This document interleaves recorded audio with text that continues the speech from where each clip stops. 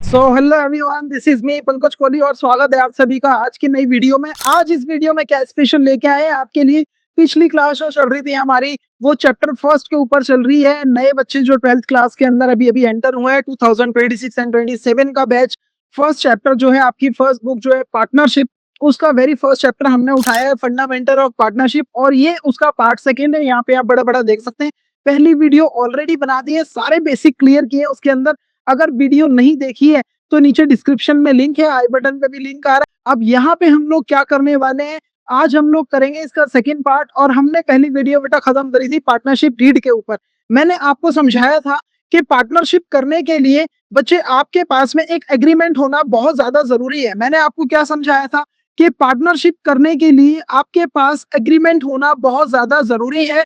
और agreement oral भी हो सकता है, एग्रीमेंट रिटर्न भी हो सकता है। ये जैसा आप मन चाहे वैसा बना सकते हैं। बट हाँ, बेहतर रहता है कि आप एग्रीमेंट को रिटर्न में करें, क्योंकि जब हम लोग एग्रीमेंट को रिटर्न में करते हैं तो वो एक प्रूव होता है हमारी पार्टनरशिप का और हमारी टर्म्स एंड कंडीशंस का। और उसी रिटर्न डॉक्यूमेंट को क्या बोला जाता है बच्चे? पार्टनरशिप डीड बोला जाता है। पिछली क्लास में समझाया था, एक रिटर्न डॉक्यूमेंट है पार्टनर्स के बीच में, उसी को क्या बोलते हैं? पार्टनरशिप डीड बोलते हैं। बट ज्यादातर ऐसा देखा जाता है इंडिया में, क्योंकि इमोशंस बहुत ज्यादा होते हैं हम लोगों के बीच में, और हम लोग जब पार्टनरशिप करते हैं तो ये परख के करते हैं कि सामने वाला जो है वो एक ट्रस्टवर्दी पर्सन है, हम इसके साथ कर सकते हैं। ऐसे में अक्सर देखा गया है कि हम लोग जरूरी नहीं समझते पार्टनरशिप डीड बनाना या फिर एग्रीमेंट को रिटर्न में लिखना। हम लोग बस ओरली यानी वर्बली आपस में क्लॉजेस डिस्कस कर लेते हैं और टर्म्स डिस्कस करने के बाद पार्टनरशिप स्टार्ट कर देते हैं। यानी पार्टनरशिप ज्यादातर जो होती है वो ओरल फॉर्म में की जाती है। अब इसके नुकसान और फायदे अपने अपने हैं। उनको लगता है कि क्योंकि हम लोग जुबान पे काम कर रहे हैं तो ये मेरा ट्रस्टवर्दी है, मैं इसका ट्रस्टवर्दी हूँ, हमारे बीच में क्लैशेस नहीं होंगे। बट ऐसा नहीं है, अक्सर ही क्लैश होते हैं। आप सोचो ना, आपने कोई पार्टनरशिप की किसी के साथ में और रिटर्न में डॉक्यूमेंट नहीं बनाया, और ऐसी बात हुई थी कि आप लोग फ्यूचर में जाके प्रॉफिट को हाफ हाफ यानी इक्वली शेयर करने वाले हो। बट एट द टाइम जब प्रॉफिट होता है, सामने वाला पार्टनर डिनाई कर देता है आपको आधा हिस्सा देने के लिए। वो कहता है कि उसने ज्यादा काम किया है तो इस हिसाब से प्रॉफिट का ज्यादा शेयर उसे मिलना चाहिए। क्या होगा ऐसी कंडीशन में? आप कहाँ जाएंगे? देखो, ये चीज तो पहले भी लोगों को पता होगी ना। जब इंडिया के अंदर पार्टनरशिप एक्ट आया, कब आया याद करो, कल मैंने समझाया था। नहीं याद है तो मैं बताता हूँ, 1932 में आया था, इसीलिए उसको इंडियन पार्टनरशिप एक्ट 1932 बोला जाता है। और ये बात उस समय के लोगों को तभी पता थी कि भैया अगर हम लोगों ने ये ऑप्शन दिया है कि एग्रीमेंट ओरल और रिटर्न दोनों तरीके से हो सकता है, और जो लोग रिटर्न डॉक्यूमेंट नहीं करेंगे यानी ओरली पार्टनरशिप को बिल्ड करेंगे, उनके साथ में ऐसे प्रॉब्लम्स आएंगी ही आएंगी। और इसी प्रॉब्लम को निपटारा करने के लिए उन लोगों ने कुछ क्लॉजेस बनाए। क्या किया सर? उन्होंने कुछ क्लॉज बनाए, कुछ प्रोविजंस रखे। किसके अंदर? पार्टनरशिप के अंदर, पार्टनरशिप एक्ट के अंदर। यानी provisions in absence of partnership deed. ये ऊपर वाला पोर्शन नीचे ओवरराइट हो गया, इसको ठीक करके टेलीग्राम पे डाल देंगे। जिसने टेलीग्राम ज्वाइन नहीं किया है, नीचे डिस्क्रिप्शन में लिंक है, जाके टेलीग्राम ज्वाइन करो।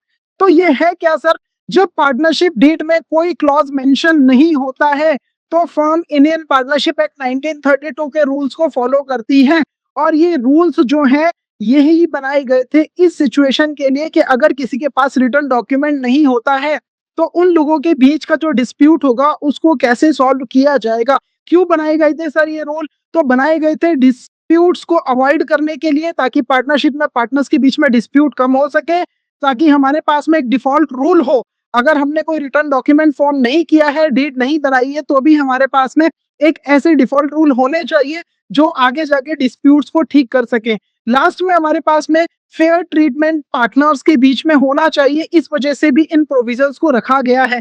तो मजे की बात यह है कि अगर आपके पास में पार्टनरशिप डीड है यानी रिटर्न अग्रीमेंट है, तब तो कोई प्रॉब्लम नहीं है। जो भी एग्रीमेंट पे लिखा हुआ है उसके अकॉर्डिंग हम सारी चीजों को फॉलो करते हुए आगे चलेंगे। बट अगर हमारे पास में रिटर्न डॉक्यूमेंट यानी पार्टनरशिप डीड नहीं भी है तो भी हमें डरने की बात नहीं है, क्योंकि यहाँ पर पार्टनरशिप एक्ट 1932 कुछ हमें सिक्योरिटी देता है और कुछ हमें डिफॉल्ट रूल्स प्रोवाइड करता है जो हमें मानने ही मानने पड़ेंगे।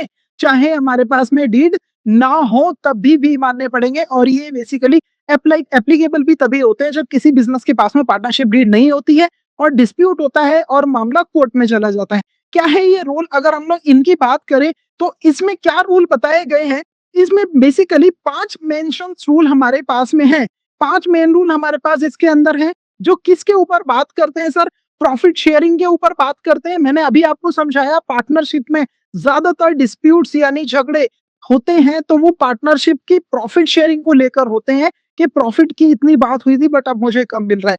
दूसरे नंबर पे इंटरेस्ट ऑन कैपिटल के बारे में यहाँ बताया गया है, इंटरेस्ट ऑन ड्राइंग के बारे में बताया गया है, साथ में पार्टनर्स की सैलरी या कमीशन के बारे में बताया गया और लास्ट में पार्टनर के लोन के बारे में बताया गया है, यानी अगर कोई पार्टनर बिजनेस को लोन देता है तो उसके बारे में भी इसमें लिखा गया है। तो प्रोविजंस बेसिकली 5 टाइप के हमारे पास में अवेलेबल है। कहाँ पे सर? इंडियन पार्टनरशिप एक्ट 1932 में। और ये क्या बोलते हैं इसके बारे में भी बात कर लेते हैं सर। तो सबसे पहले इन्होंने बोला कि कोई भी पार्टनरशिप जिसके अंदर डिस्प्यूट अराइज होते हैं किसको लेके? प्रॉफिट शेयरिंग को लेके, और ये मामला कोर्ट में जाता है तो सबसे पहले देखा जाएगा क्या आपके पास पार्टनरशिप डीड है यानी रिटर्न एग्रीमेंट है। अगर जो आपके पास पार्टनरशिप डीड है तो पार्टनरशिप डीड में जिस हिसाब से प्रॉफिट शेयरिंग लिखा हुआ है उसी को आपको फॉलो करना पड़ेगा। बट अगर आपके पास पार्टनरशिप डीड नहीं है तो फिर ऐसी कंडीशन में प्रॉफिट शेयरिंग हमेशा इक्वल होगी बेटा। कैसे होगी? इक्वली डिवाइड करना पड़ेगा सारे प्रॉफिट को, चाहे आप 2 पार्टनर हो, चाहे आप 3 पार्टनर हो, चाहे 4 पार्टनर हो। इवन किसी ने पैसा कम लगाया है या किसी ने पैसा ज्यादा लगाया है मैटर नहीं करता। अगर कोई दिनों रात काम करता है बिजनेस में जबकि एक स्लीपिंग पार्टनर है उससे भी कोई फर्क नहीं पड़ता। अगर आपके पास पार्टनरशिप डीड नहीं है और मामला कोर्ट में जाता है तो इस डिस्प्यूट को कैसे सॉल्व किया जाएगा? जितना भी प्रॉफिट होगा वो सभी पार्टनर्स के बीच में इक्वली डिवाइड किया जाएगा, चाहे वर्बली आपकी कैसी भी बात हुई हो।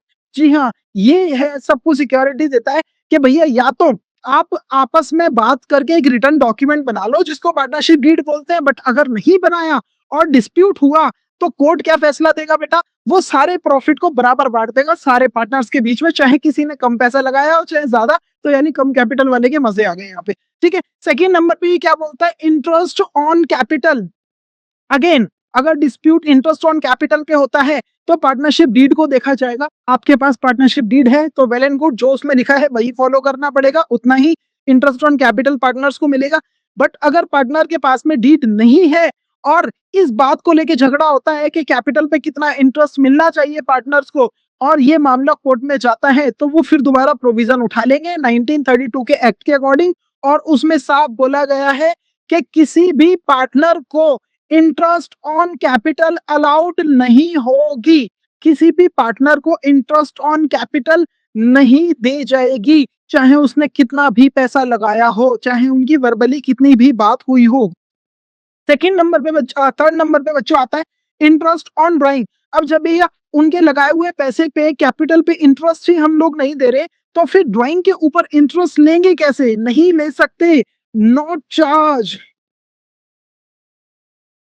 इंटरेस्ट चार्ज नहीं की जाएगी। ध्यान रखना, अगर पार्टनरशिप डीड नहीं है तो साथ ही में पार्टनर की सैलरी, अगर मान लीजिए उन लोगों के बीच में वर्बली बात हुई यानी ओरल एग्रीमेंट हो गया कि भैया हाँ इस पार्टनर को एबीसी कोई भी हो सकता है, इस पार्टनर को हम लोग इतनी सैलरी देंगे क्योंकि ये वर्किंग पार्टनर है, बट उसने रिटर्न अग्रीमेंट नहीं किया और लास्ट में सभी पार्टनर्स मुकर जाते हैं उसको सैलरी देने के लिए।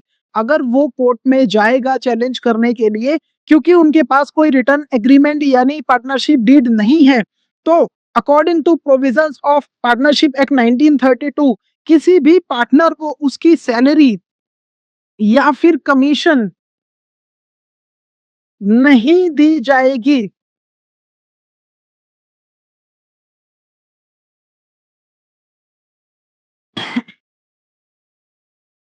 नहीं दी जाएगी। किसी भी पार्टनर को उसकी सैलरी या कमीशन नहीं दी जाएगी अगर आपके पास में पार्टनरशिप डीड नहीं है तो। इसके अलावा अगर किसी भी पार्टनर ने लोन दिया है बिजनेस को, क्या लिखा है sir? Interest on partners loan.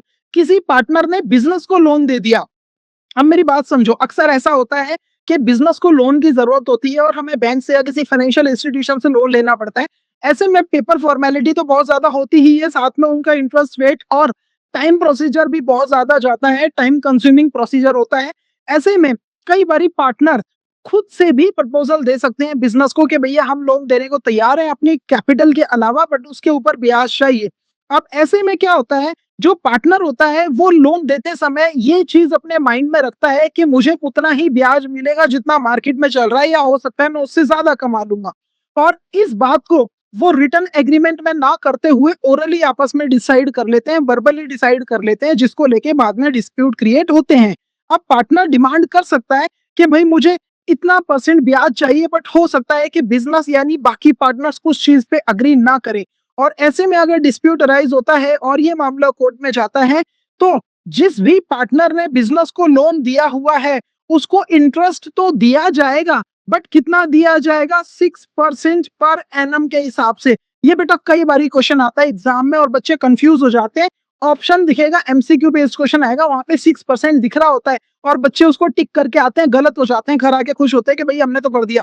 मैंने 6% नहीं बोला बच्चे, मैंने क्या बोला? 6% पर एनम। इसमें फर्क क्या है? अगर मैं लिखूं ना बेटा 6%, तो जितना लोन दिया उसको 6% निकाल के हर बार ब्याज देते रहो। बट अगर मैं लिखूंगा 6% पर एनम, इसका मतलब क्या हुआ कि हर बार 6% नहीं देना, 6% पूरे साल का देना है मेरे बच्चे। ये एनम लिखा हुआ है, क्या लिखा हुआ है? 6% पर एनम लिखा हुआ है, यानी एक साल का 6% देना है, मैं उसको पूरे साल का 6% देना है, हर बार 6% नहीं देना है। तो भैया अगर इतनी बात समझ में आती है तो हम बढ़ेंगे अगले टॉपिक की तरफ। याद रखिएगा ये जो मैंने समझाए हैं ना, ये जितने भी मैंने प्रोविजन आपको दिए, ये तभी काम करेंगे, तभी एप्लीकेबल होंगे किसी बिजनेस पे, जब उसके पास में अग्रीमेंट रिटर्न में नहीं होगा, यानी पार्टनरशिप डीड नहीं होगी, तभी एप्लीकेबल होंगे। अदरवाइज सुप्रीम माना जाएगा पार्टनरशिप डीड को और उसमें जो लिखा है वही फॉलो किया जाएगा। अगर इतनी बात आपको समझ में आ गई है ना, इसके बाद में जो हमारे पास इस चैप्टर में, देखो मैं क्या कर रहा हूँ, नींव रख रहा हूँ, यानी हम लोग बेस बना रहे हैं, पूरे पार्टनरशिप का बेस बना रहे हैं। जब ये चीजें क्लियर होंगी ना, छोटी छोटी चीजें, कंसेप्ट पता लगेगा ना, तो आगे तक प्रॉब्लम नहीं होगी और इसको भूलोगे नहीं। डायरेक्ट क्वेश्चन पे आएंगे ना, एक क्वेश्चन कर लोगे यार, दूसरे पे टच जाओगे, दूसरा कर लोगे यार, तीसरे पे टच जाओगे। मुझे आपको रटवाना नहीं है, मेरे को आपको समझाना है काम कैसे चलता है, पूरा कंसेप्ट कैसे बिल्ड हुआ है, ये चीज मेरे को आपको समझानी है। आगे बढ़ते हैं अपने टॉपिक में। अगला हमें क्या सीखने की जरूरत है सर?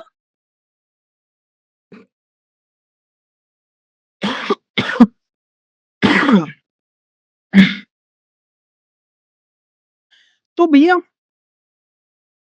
तो भैया प्रोविजंस के बाद में हमारे पास जो कंसेप्ट आता है वो आता है प्रॉफिट शेयरिंग रेशो। अब ये प्रॉफिट शेयरिंग रेशो क्या है सर? ऐसी रेशो जिसके अंदर पार्टनर्स प्रॉफिट को शेयर करेंगे, रेशो जिसमें पार्टनर्स प्रॉफिट या लॉस शेयर करते हैं। एक बात हमेशा ध्यान रखना मेरे बच्चे, क्या मैंने बोला है कि जरूरी नहीं है कि प्रॉफिट शेयरिंग रेशो अगर इसका नाम है तो प्रॉफिट ही शेयर होगा। अगर बिजनेस को प्रॉफिट होता है तो भी शेयर होगा, अगर बिजनेस को लॉस होता है ना बच्चे तो भी शेयर होगा। क्या लिखा है? Applies to profit and loss. Profit के केस में भी अप्लाई किया जाएगा, लॉस भी इसी रेशो में बांटा जाएगा। और ये जो प्रॉफिट शेयरिंग रेशियो होती है कि कैसे कैसे आपस में डिवाइड किया जाएगा, ये हमेशा मेंशन होती है मेरे बच्चे, किसके अंदर? डीड के अंदर। क्या लिखा है? Mention in partnership deed. और अगर डीड नहीं है तो फिर क्या करेंगे बच्चे? अगर मेंशन ही नहीं है तो फिर इक्वल बांटेंगे। अगर मिसिंग है इन्फॉर्मेशन इसके बारे में तो सभी पार्टनर्स में इक्वल बांट दिया जाएगा। इतनी बात ठीक है सर?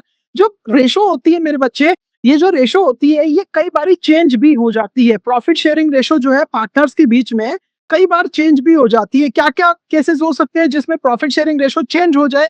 तो एडमिशन, अगर हम लोग किसी नए पार्टनर को एडमिट करते हैं बिजनेस में एज अ न्यू पार्टनर, तो पुराने पार्टनर का शेयर थोड़ा सा कम हो सकता है क्योंकि नए पार्टनर को भी प्रॉफिट देना है। ऐसी कंडीशन में प्रॉफिट शेयरिंग रेशो चेंज हो सकती है, हो भी जाती है, या तो सभी की या किसी एक की, जो भी सेक्रीफाइस करेगा।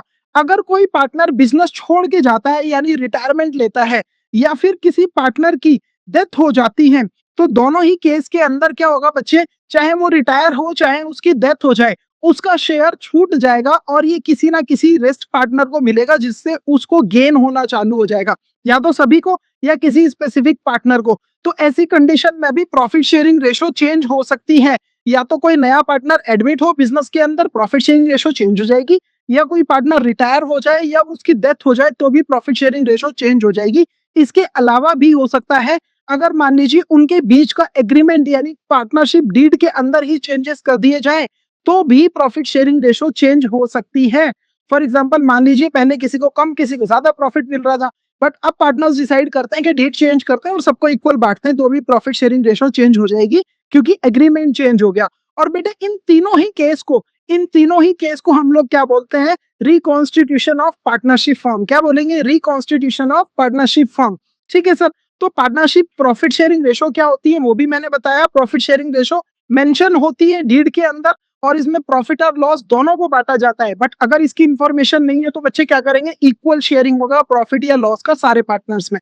क्यों चेंज होती है, 3 रीजन है जिसको रिकॉन्स्टिट्यूशन ऑफ पार्टनरशिप फॉर्म बोला जाएगा। इसके अलावा अगर मैं बात करूं कि सर इसको निकाला कैसे जाता है, तो बड़ा ही सिंपल सा गेम इसके अंदर होता है। मान के चलो बेटा ए और बी दो पार्टनर हैं, ए और बी दो पार्टनर हैं जो आपस में पार्टनरशिप कर लेते हैं और ये लोग बोलते हैं कि सर हमारा प्रॉफिट शेयरिंग रेशो जो होगा वो 3:2 होगा। ये क्या है बेटा, प्रॉफिट शेयरिंग रेशो।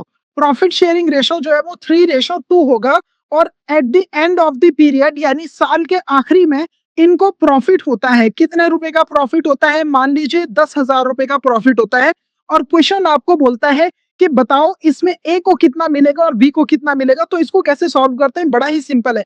देखो रेशो का मतलब क्या है, अगर यहाँ पे लिखा है बेटा 3:2, इसका मतलब ये हुआ कि अगर ये टोटल मिलके दोनों के दोनों 5 रुपए कमाते हैं तो 3 रुपए इसको दिए जाएंगे और 2 रुपए इसको दिए जाएंगे, यानी दोनों को मिला के 5 बन रहा है। तो अगर टोटल प्रॉफिट 5 है तो 5 में से 3 इसको दिया जाएगा, 5 में से 2 इसको दिया जाएगा। जब इसको 5 में से 3 मिल रहा है तो उसको लिखेंगे कैसे बेटा, 3/5। 5 को नीचे रखेंगे, 3 को ऊपर। और अगर इसको 2 मिल रहा है 5 में से तो कैसे लिखेंगे, 2/5। इस तरीके से और ऐसे ही हमें मार्क्स मिलते हैं बच्चे। ठीक है, तो अगर मुझे ए का शेयर निकालना है, ए का शेयर निकालना है अगर मुझे प्रॉफिट में, तो कैसे निकालेंगे, टोटल प्रॉफिट मुझे 10,000 का हुआ है जिसमें से ए का शेयर कितना है मेरे बच्चे, 3/5। और अगर मुझे निकालना है बी का शेयर, तो बी का शेयर कैसे निकालेंगे बच्चे, 10,000 मल्टीप्लाई बाय 2/5। जब हम लोग इसको डिवाइड करेंगे तो यहाँ से आंसर आ जाएगा बच्चे 6,000 रुपीज और यहाँ से आंसर आ जाएगा 4,000 रुपीज। अब जरूरी नहीं है कि प्रॉफिट हमारा ऐसा ही हो, चाहे हमारा प्रॉफिट कितना भी दिया हुआ हो। अगर मान लीजिए ये 15,000 होता, प्रॉफिट 15,000 होता, तो मेरे बच्चे ए का शेयर कितना होता, 15,000। इसमें से ए का शेयर है 3/5 और 15,000 इसमें से बी का शेयर है 2/5। तो ये आ जाता मेरे बच्चे 9,000 रुपीज और ये आ जाता बच्चे 6,000 रुपीज।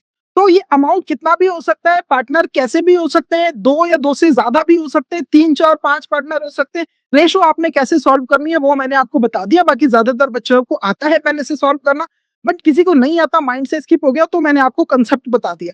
अगर इसके बाद हम लोग बात करें कि सर टाइप्स ऑफ रेशो कितनी होती है, तो बेटा आपको पूरी बुक के अंदर, चैप्टर फर्स्ट की बात नहीं कर रहा, पूरी बुक के अंदर 3 टाइप की रेशो आपको पढ़ने को मिलेगी। कौन कौन सी मेरे बच्चे, न्यू रेशो, सेक्रीफाइसिंग रेशो और गेनिंग रेशो। नाम से पता लग रहा है कि सेक्रीफाइसिंग रेशो या गेनिंग रेशो या न्यू रेशो का मतलब क्या है। देखो होता है क्या है, मान लीजिए कोई भी पार्टनर है ए और बी है जिनका रेशो है 3:2। अब ये क्या करते हैं, सी को एडमिट कर लेते हैं एज अ न्यू पार्टनर। क्या करा बेटा इन्होंने, सी को एक नया पार्टनर बना दिया। अब जब इन्होंने सी को नया पार्टनर बनाया तो ये भी तो आगे प्रॉफिट का कुछ ना कुछ शेयर लेगा, अभी मैंने समझाया। तो ऐसे में प्रॉफिट शेयरिंग रेशो चेंज हो जाती है। मैंने बताया ना 3 केस बताए थे कब कब प्रॉफिट शेयरिंग रेशो चेंज होती है। तो जब भी नया पार्टनर एडमिट होगा प्रॉफिट शेयरिंग रेशो चेंज हो जाएगी। तो यानी ये वाली जो रेशो है अब ये ओल्ड रेशो हो गई बेटा, जो इन दोनों के बीच काम कर रही थी, किस किस के, ए और बी के बीच में काम कर रही थी, ये ओल्ड रेशो हो गई। जबकि अब जब इन तीनों की कोई एक नई रेशो बनेगी उसको हम लोग क्या बोलेंगे मेरे बच्चे, न्यू रेशो बोलेंगे। क्या बोलेंगे, न्यू रेशो। क्यों, पहले ये 2 प्रॉफिट बांट रहे थे आपस में, अब ये 3 लोग प्रॉफिट बांटेंगे। तो पहले जब ये 2 प्रॉफिट बांट रहे थे तो इन दोनों को ज्यादा मिल रहा होगा, बट अब ये तीनों बांटेंगे तो ए और बी में से किसी का शेयर तो कम होगा ना मेरे बच्चे। तो जिसका भी शेयर कम होता है और जितना शेयर कम होता है उसको क्या बोलते हैं बच्चे, सेक्रीफाइसिंग रेशो। अगर ये दोनों कुछ ना कुछ अपना देंगे, मैं समझाता हूँ। मान लीजिए बच्चे आपने क्या किया, आपने क्या किया, 2 फ्रेंड्स थे, दोनों क्लास के बाद जाते हो मोमोज खाने के लिए। अब जब आप मोमोज खाने के लिए जाते हो तो 2 फ्रेंड्स को आपस में शेयर कर लोगे, वहीं आपको तीसरा फ्रेंड मिल जाता है। तो आप उसको पूछते हो ना कि आजा भाई तू भी टेस्ट कर ले। अब अगर वो आपकी पार्टी ज्वाइन करता है तो पहले आप दोनों को जितने मोमोज मिलने वाले थे अब उतने नहीं मिलेंगे क्योंकि थर्ड पर्सन भी लेगा। तो ऐसे में आप दोनों को या फिर किसी एक को सेक्रीफाइस करना पड़ेगा उसके लिए, बेटा उसी को बोलते हैं सेक्रीफाइसिंग रेशो। जबकि इसके अपोजिट अगर कोई भी एग्जिस्टिंग पार्टनर बिजनेस छोड़ के जाता है यानी रिटायर होता है या उसकी डेथ हो जाती है, तो ऐसे केसेस में एग्जिस्टिंग पार्टनर्स को या रिमेनिंग पार्टनर्स को या तो सभी को या किसी को क्या हो सकता है मेरे बच्चे, गेन हो सकता है। और ये निकालते कैसे, इसके ऊपर भी हम लोग बात करेंगे आगे के चैप्टर्स के अंदर। फिलहाल अभी आप इतना समझिए कि 3 टाइप की हमारे पास रेशो होती है, न्यू रेशो, सैक्रिफाइसिंग रेशो और गेनिंग रेशो, ठीक है सर। अगर इसके बाद हम लोग बात करें, अगर आपको ये सारी चीजें समझ आ चुकी हैं, अभी तक जो भी मैंने आपको कराया, ये सारी चीजें अगर आपको समझ आई है, तो मुझे बताने की जरूरत नहीं है। मैंने यहाँ पर आपके लिए कुछ क्वेश्चन लिखे हैं। देखो, मेहनत कर रहे हैं किसके लिए, आपके लिए कर रहे हैं। तो मैं चाहता हूं कि आप भी उतनी मेहनत करें जितनी हम कर रहे हैं। कायदे से तो आपको ज्यादा करनी चाहिए, बट मैं फिर भी आपसे एक्सपेक्ट करता हूं कि जितनी हम कर रहे हैं उतनी एटलीस्ट आप मेहनत कर लोगे ना, उससे आसपास भी कर लोगे। मैं कहता हूं कि सेशन में अभी तक के जितने आपके मार्क्स आ रहे हैं, आपको इंप्रूवमेंट फर्स्ट सेशन के अंदर ही चीज है। असेसमेंट फर्स्ट के आपके एग्जाम होंगे, तो अभी आपने क्या करना है, मैं थोड़ा सा साइड रखता हूँ, पीछे मैंने कुछ क्वेश्चंस लिखे अपने मन में।